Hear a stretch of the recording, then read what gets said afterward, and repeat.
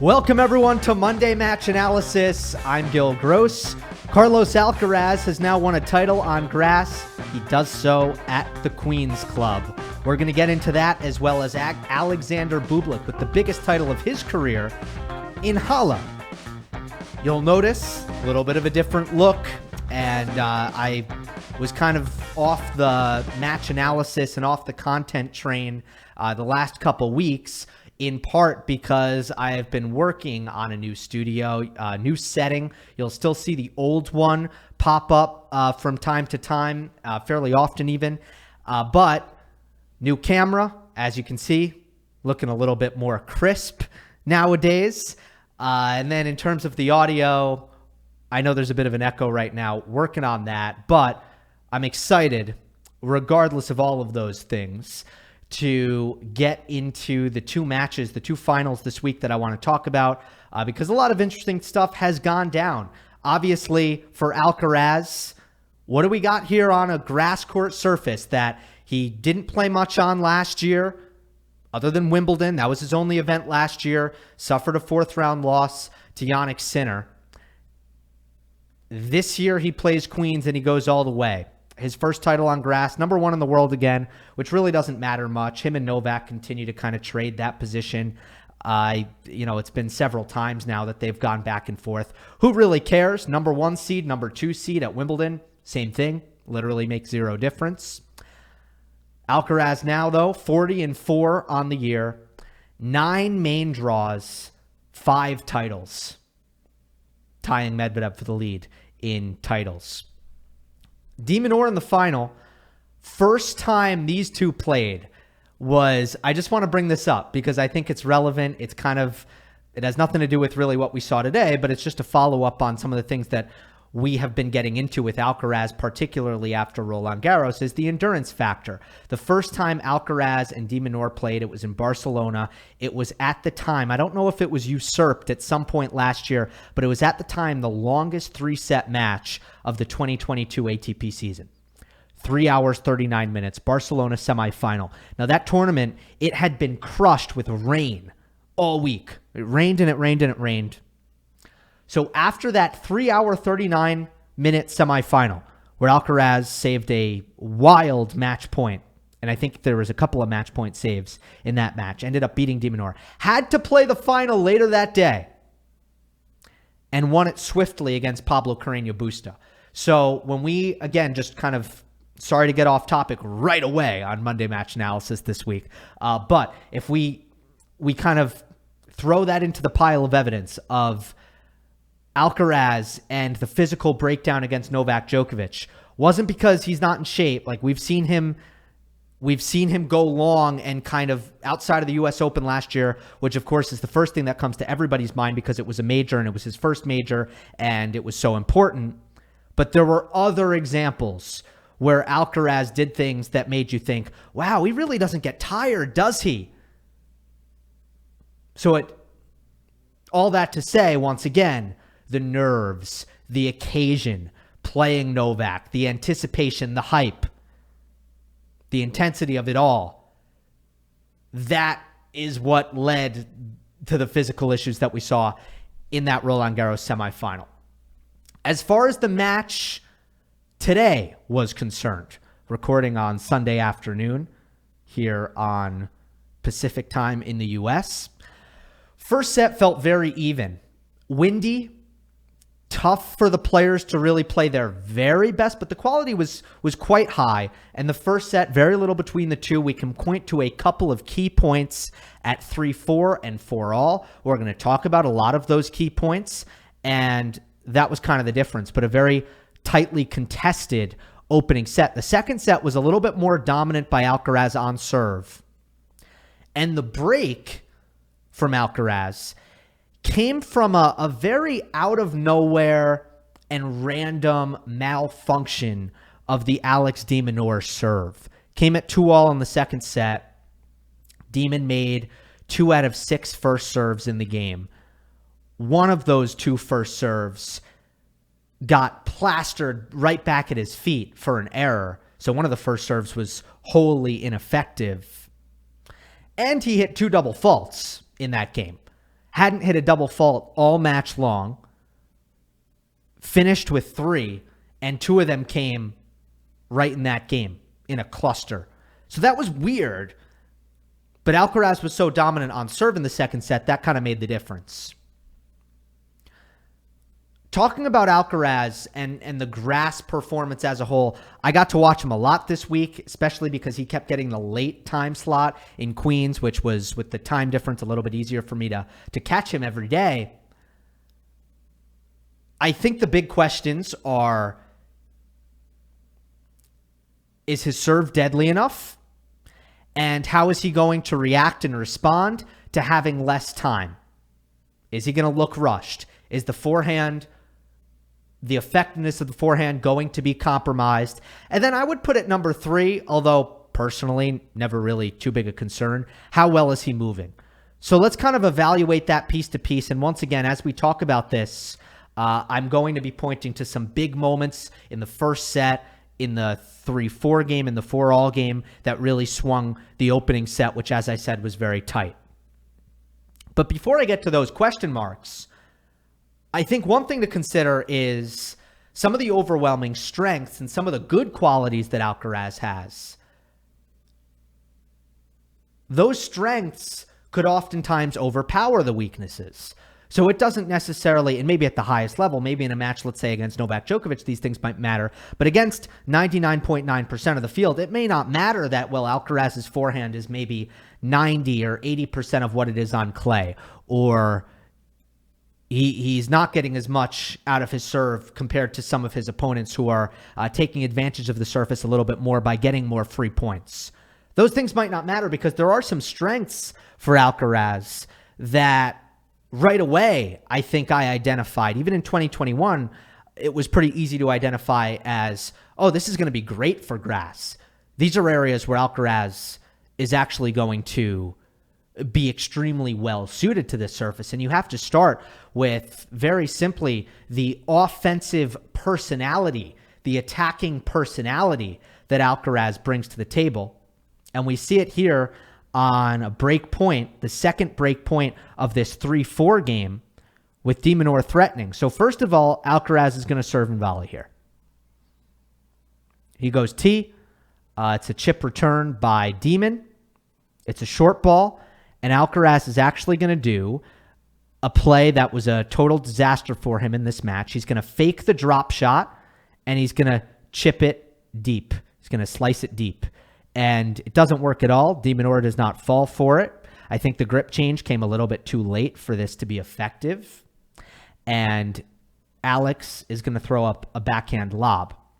And Alcaraz is going to end up with a high forehand volley. On the retreat here, this is a very difficult shot. So we kind of immediately saw this early offense, this aggressive serve and volley, and kind of a butchered finish by Alcaraz. So the point is going to get back to neutral in a way, but for how long is it going to get back to neutral?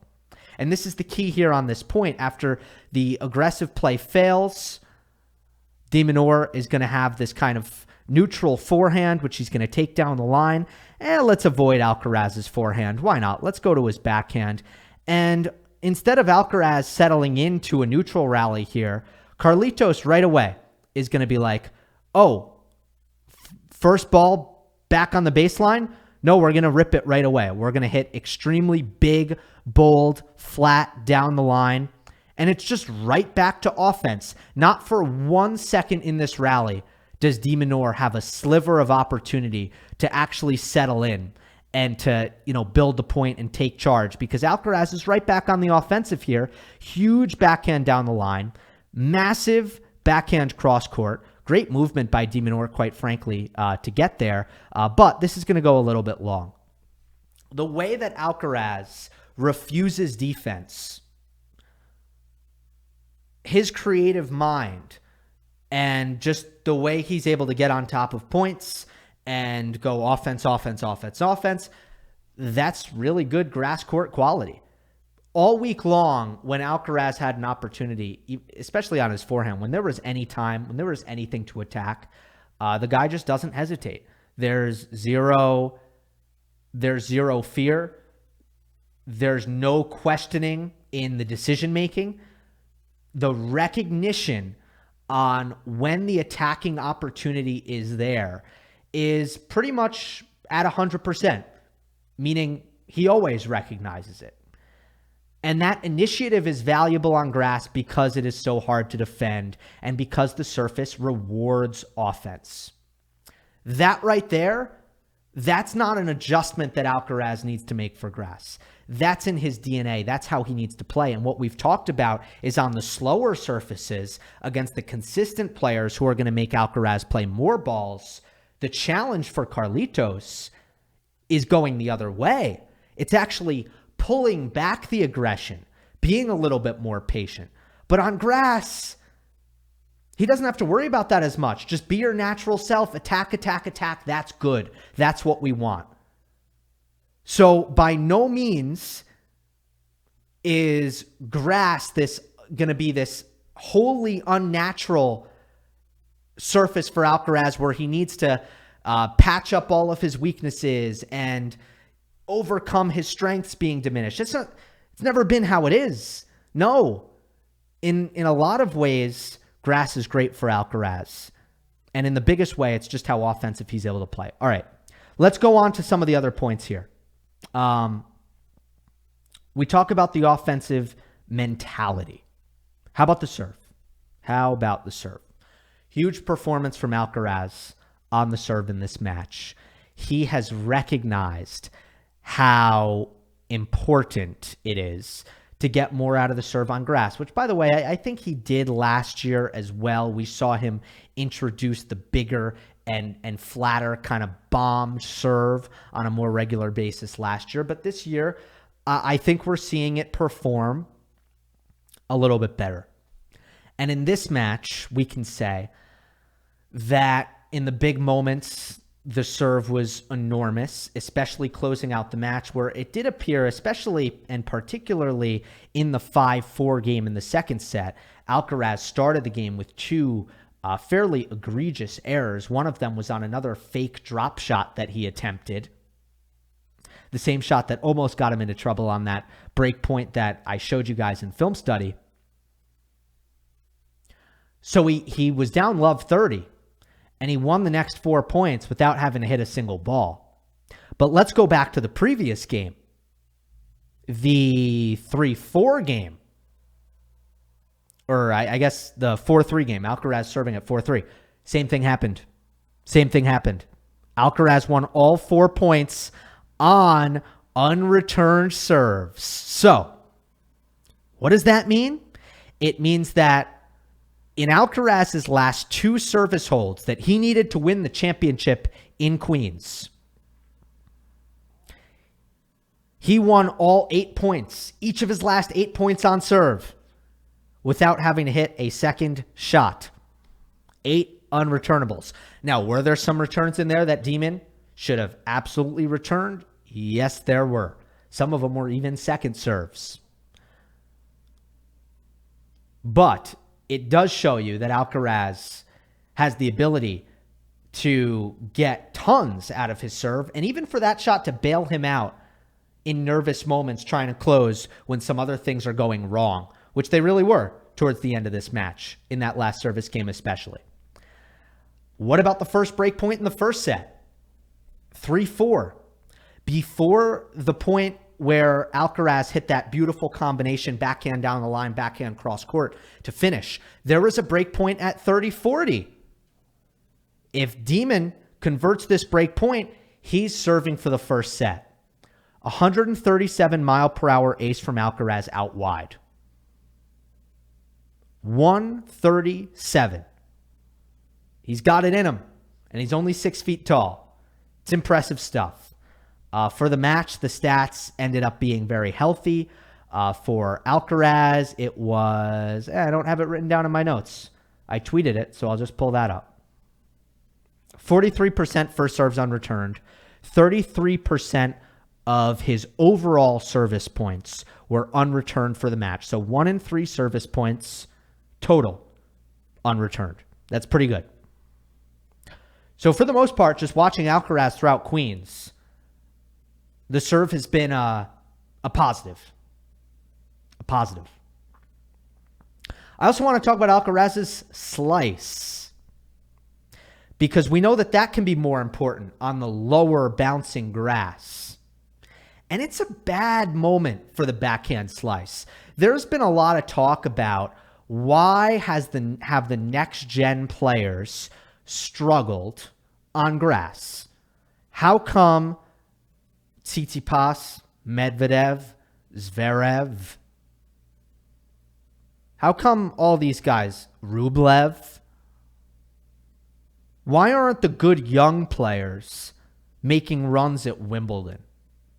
Part of it has been, I think, yes, the lack of experience on grass. It takes longer to get used to the surface. COVID didn't help in that respect at all.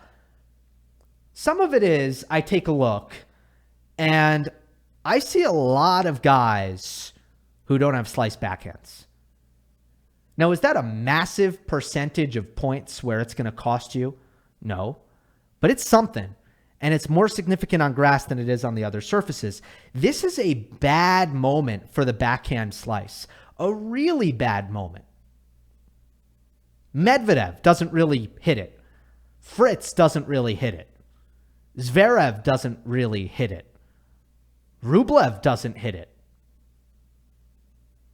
Sinner doesn't hit it.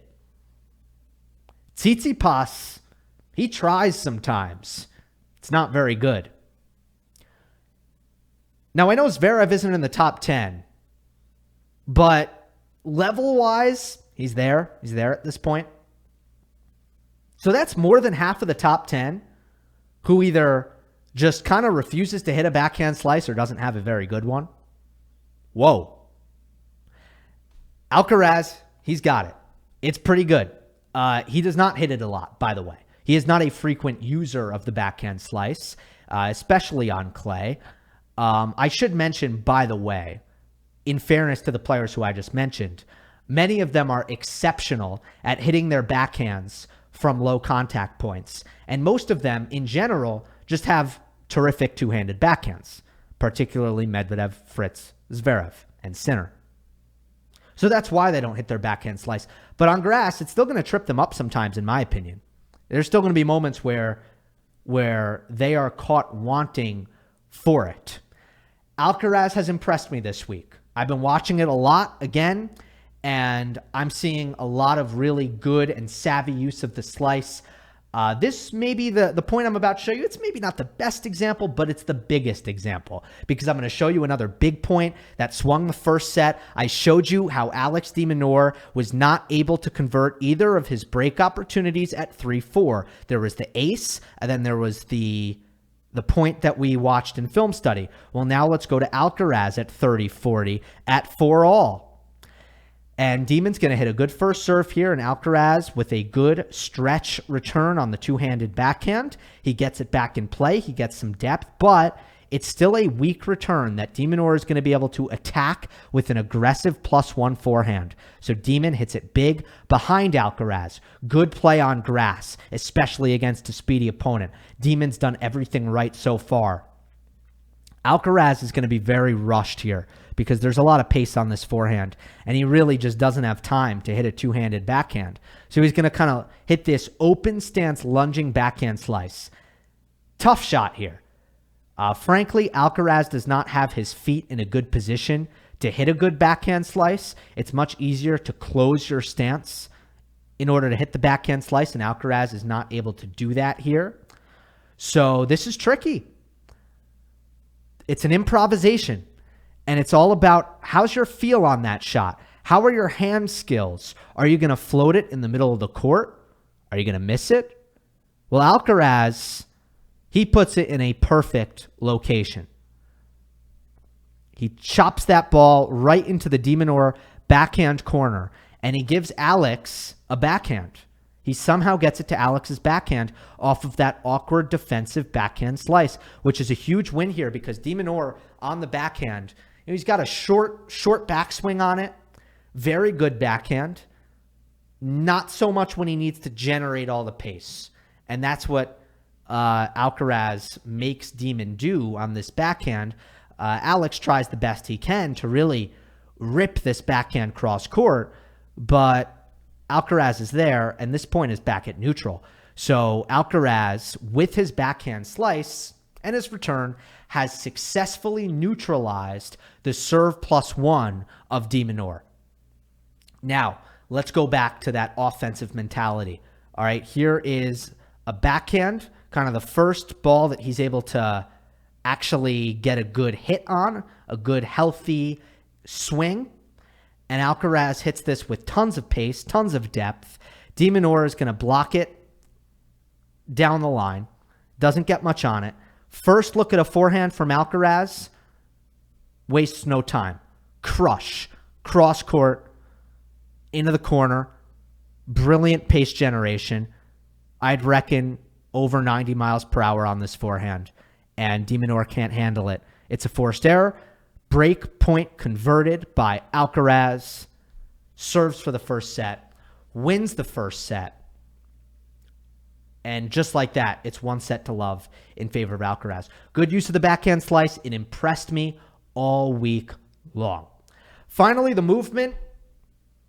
As I said earlier, not the biggest area of scrutiny coming in for me when it comes to Alcaraz, but it looks great. He's light on his feet.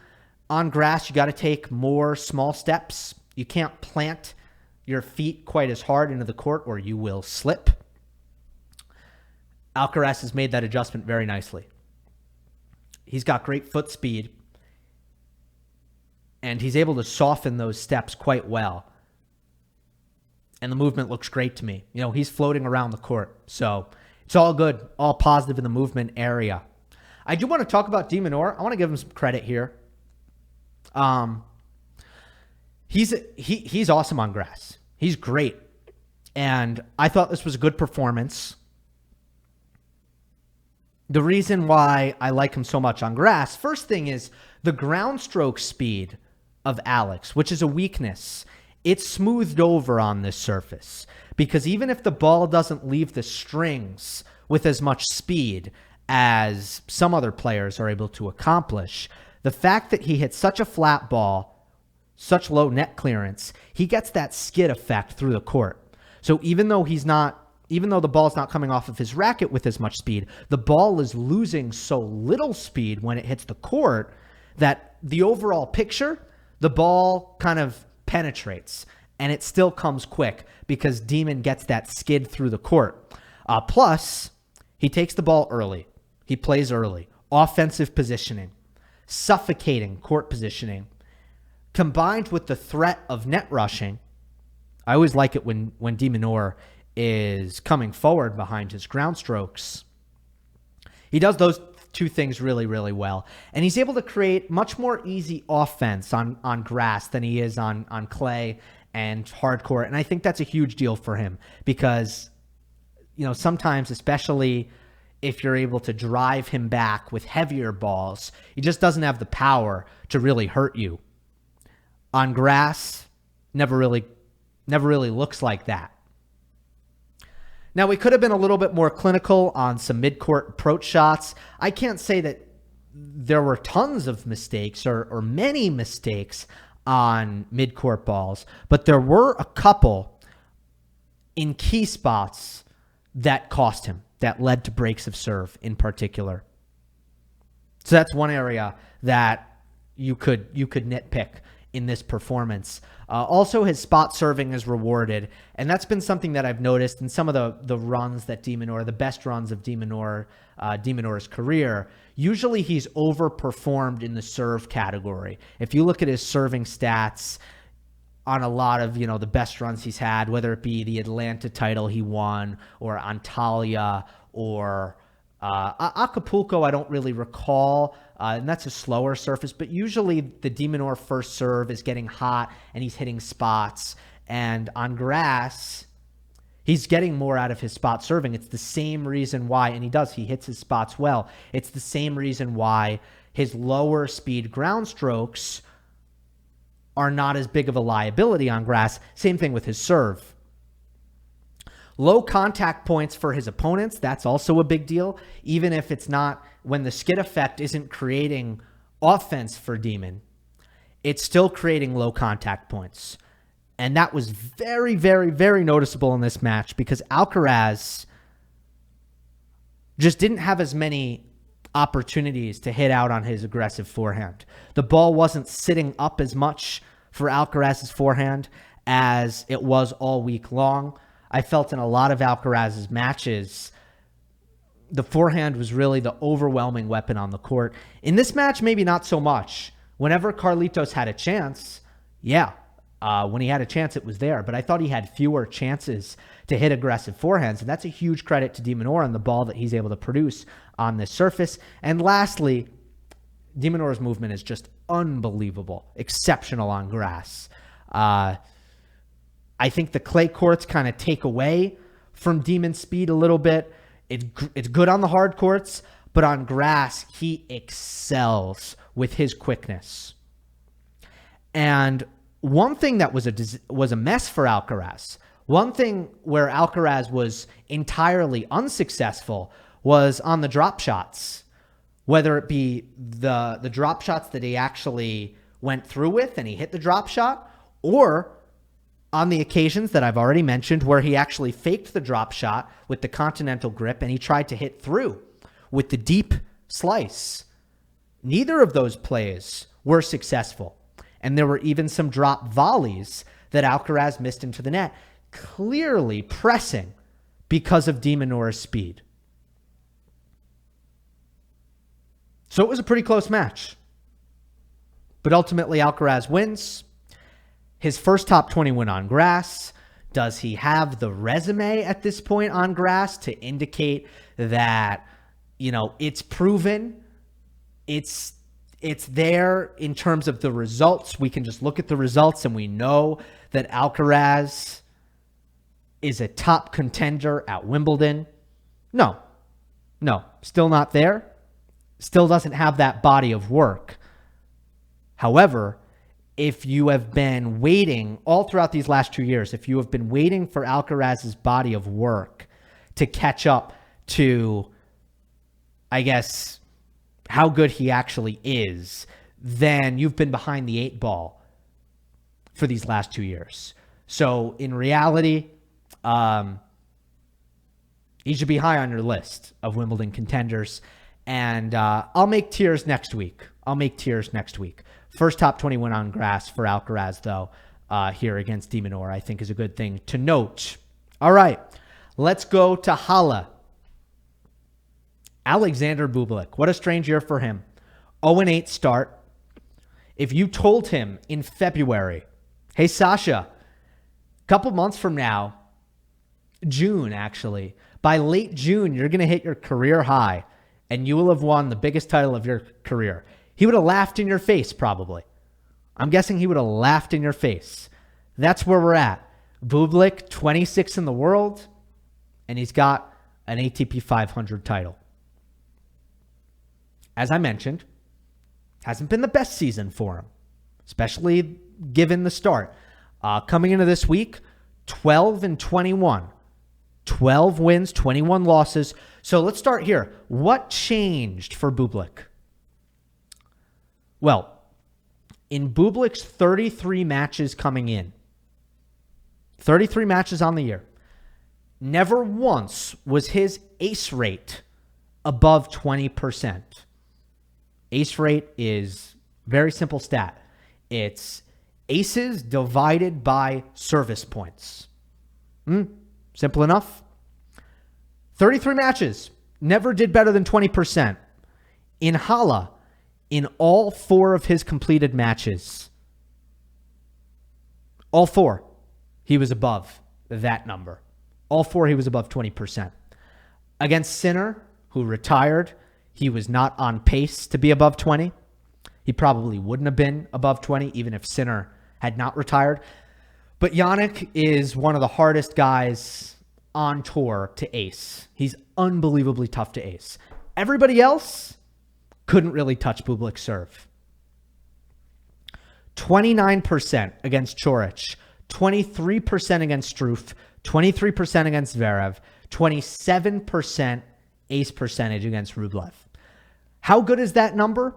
Kyrgios led the tour last year among top 50 players at 19.6%. How did Bublik do last year? 16.8%. So match after match after match, Bublik, which is somewhat to be expected on grass, but maybe not every match by a significant margin, he simply outperformed his regular service level by miles.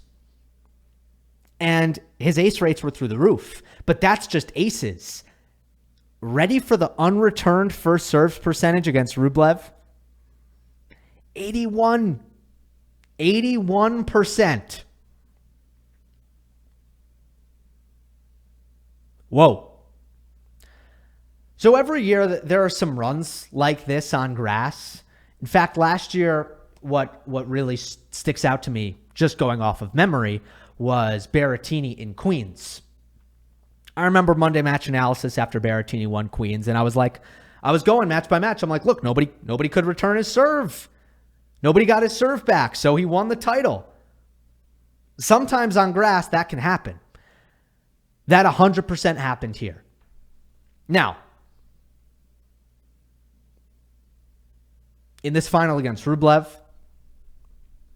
I think Bublik also deserves a lot of credit for the skill that he displayed in flashes, in spurts, on return, which is all you need.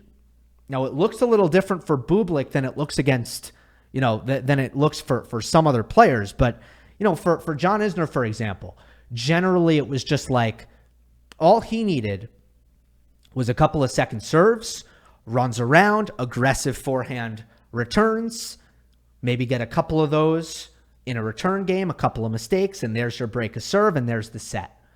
That's kind of the John Isner formula. For Bublik, it's not so much aggressive second serve returns, but you're just going to find these flashes of just sometimes, it comes in a lot of different forms. But in the first set, at Love 1, when the break came, Bublik showed off some unbelievable defending, literally moving laterally sideline to sideline, and then coming in with this inside-out backhand drop shot, which he followed in for a volley put away. Just a spectacular point. And then on the second point of that game, Rublev steps around for an aggressive forehand inside in, and Bublik on the run way behind the baseline counterattacks cross court with a absolute sizzler forehand winner into the open court cross court. And then the world feed cut out. So I don't know what happened for the rest of the game, but the way Bublik opened up to Love 30, Rublev did very little wrong in that instance. So that's notable.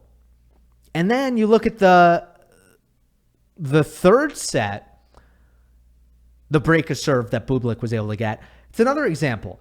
You look at those points, Rublev was not giving away donations in this game. There was only really one of them, which I'll mention, but there was a big pace injection on a backhand cross court by Bublik. Sasha hit a forehand slice, kind of a carving side spin forehand slice that hit off the baseline. A little bit lucky there. Sasha found this roped forehand down the line from a difficult position that he hit for a winner. Now, the game went to deuce. Rublev ended up having add-in game point to hold. This was, again, the start of the third set. And he netted a really easy mid-court forehand. Bublik did get the anticipation right, which I think Rublev saw out of the corner of his eye. But ultimately, it was a really easy forehand that Andrey should not have missed. Deuce, deep return by Bublik, followed up by a forehand winner. And then on the break point, another great two-hander by Bublik, cross court for a winner from well behind the baseline. He absolutely smoked it off of a backhand trade that Rublev was a little bit tight on. It was just too central, just wasn't good enough. And you have to know against Bublik, if you're going to give him a look, he's going to go for broke, and you're kind of, at that point, it's out of your hands. So it wasn't a great backhand by Rublev. But that was not a horrendous game. It really wasn't. I mean, Bublik made a lot happen there. And then another interesting part of the match was Bublik serving for it, where he opens it with 2 double faults to go down love 30. He double faults again to hit 30 all. Then he comes up with a service winner at break point. At deuce, Rublev misses a forehand off of a Bublik forehand slice. I found this miss to be insane. Inexcusable miss by Rublev, who continues to look pretty uncomfortable dealing with slice. And then, match point, Bublik hits his 21st ace of the match. And there you have it. So 3 double faults for Bublik, and he still holds to win the title. What does this mean for Bublik's future? I mean, I'm painting this picture for you. I'm talking about how much Bublik can do, first of all, on serve, which I think everybody knows about. But then also the fact that he can move and that he has an exceptional two-handed backhand.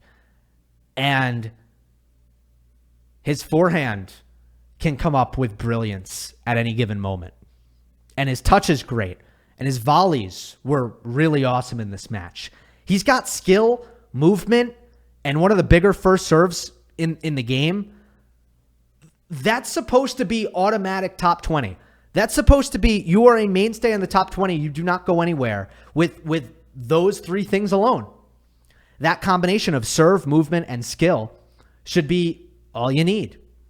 And in that respect, I want to look at a run like this from Bublik and just be like, okay, maybe this is the turning point where some of the weaknesses just get smoothed over a little bit, the second serve under pressure, and the focus, the professionalism, the effort levels, the shot selection. Maybe this is the moment. On the other hand, the flip side of that is he can't hit this many aces. It's not sustainable.